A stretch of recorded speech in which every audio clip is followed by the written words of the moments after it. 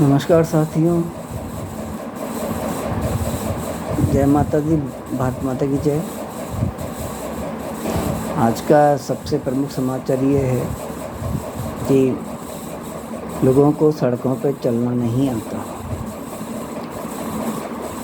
लोग अपने वाहन को बाईं ओर चलाते हैं सड़क पे, और स्वयं भी जब पैदल चलते हैं तो बाईं ओर चलते हैं।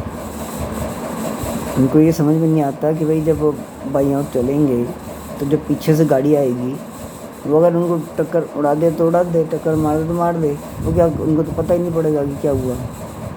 उसकी इच्छा है वो हॉर्न बजाए नहीं बजाए, वो तेज़ चला रहा है धीरे करे नहीं करे, तो वो उनको उड़ा देगा, ठीक है ना।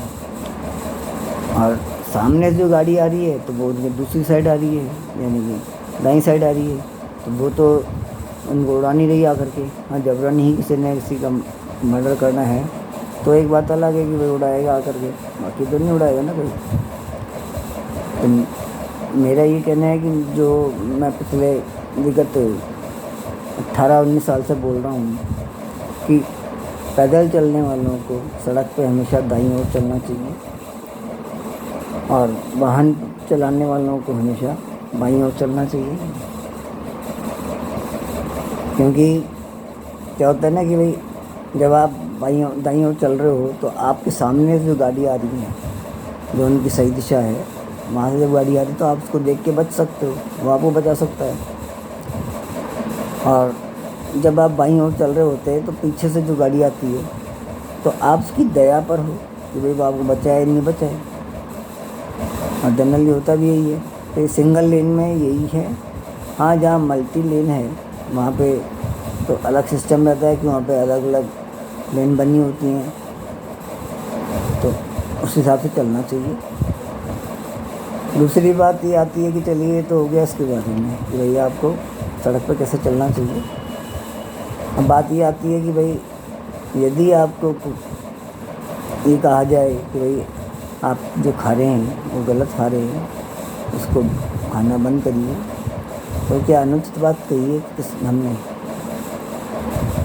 मैं स्पष्ट बोल रहा हूँ, पहले भी बोल चुका, पुनः स्पष्ट बोल रहा हूँ कि जो भी सोयाबीन खाता है, जो भी रिफाइंड ऑयल खाता है, जो भी पनीर खाता है, जो हमारे सनातन धर्म में सबसे निकृष्ट वस्तु है, और जो भी ना तामसिक चीज़ें, तामसिक वस्तुएं जैसे मांसाहार इत्यादि कर रहा है, दारू पी रहा है, तो उनको कैंसर होना अवश्यंभावी है। यानी उनको कैंसर हो चुका है, और अगर वो बच्चे हैं तो कभी भी हो सकता है। और संभावना ये है कि हो भी चुका हो तो बड़ी बात नहीं है। तो आजकल तो भाई छोटी छोटी उम्र में हार्ट अटैक भी हो रहे हैं, कार्डियक अरेस्ट भी हो रहा है, सब कुछ हो रहा है। और उनके पीछे क्या कारण है मैं बता दिया। कुछ तो प्रोडक्ट ही हैं, जैसे मोमोज हैं, पिज़्ज़ा हैं, बर्गर है, ये तो फास्ट फूड के नाम से जहर बेचा जा रहा है। इसका भक्षण बंद करना चाहिए, मांसाहार बंद करना चाहिए, और धूम्रपान और आपके जो कहते हैं कि नशे की चीज़ें जो भी हैं उन सबको बंद करना चाहिए। सरकारें सिर्फ अपना पैसा इकट्ठा करने के लिए इन सब चीज़ों को बढ़ावा देती है। भाई आप दारू बेचो, आप सिगरेट बेचो, आप कुछ भी बेचो, क्योंकि उनको उससे अधिक राजस्व मिलता है। अरे मूर्खों, आप दारू पीने वालों की तुलना में तुलना उनसे करो जो आपके यहाँ नौकरी कर रहे हैं, दास्ता कर रहे हैं, कि जितने कर्मचारी हैं उनसे आपको कितना इनकम आयकर मिलता है, और कितना आपका कंस्ट्रक्टिव वर्क यानी कि आपका सकारात्मक कार्य करते हैं, और कुछ इनसे आपको लाभ मिलता है। समाज में उससे विकृति नहीं आती है। जबकि दारू पीने से, स्मोकिंग करने से समाज में भी विकृति आती हैं, और जो है समाज में हिंसा की भावना भी आती है। तो हमारा सरकार से भी अनुरोध यही है कि आप तुरंत प्रभाव से आबकारी विभाग को बिल्कुल बंद करिए। आप दारू को 100% निषेध कर दीजिए। भारत में पीना पिलाना सब बंद कर दीजिए, बनाना बेचना सब बंद कर दीजिए। कोई आवश्यकता नहीं है कि अगर विदेशी यहाँ आ रहे हैं तो उनको हम दारू पिलाएं। उनको हमारे छाछ लस्सी शरबत वगैरह पीना है तो पिए, नहीं पीना तो जल पिए खाली, या अपने साथ लेके आएँ और पिए, मस्त हैं। यहाँ क्यों बेचनी है? अरे आप उसकी जगह ये जैसे जूस है और भी जूस हैं, तो ये ऐसी चीज़ें अपने देश में उत्पादन अत्यधिक मात्रा में हो सकता है, हो रहा है। उनके बिक्री पर आप जोर दीजिए, उनको प्रोत्साहित कीजिए कि अधिक से अधिक उत्पाद बनाएं और लोगों तक पहुंचाएं। और जब आप जो अनुदान देते हैं, सरकारी अनुदान देते हैं, वो इन आइटम्स पे दीजिए, इन उत्पादों पे दीजिए, ना कि आप विष बनाने वालों विषाक्त जो भोजन होता है, मांसाहार है, अंडे हैं आपके, बस तो मांसाहार में ही अंडे शामिल होते हैं और क्या अलग नहीं है।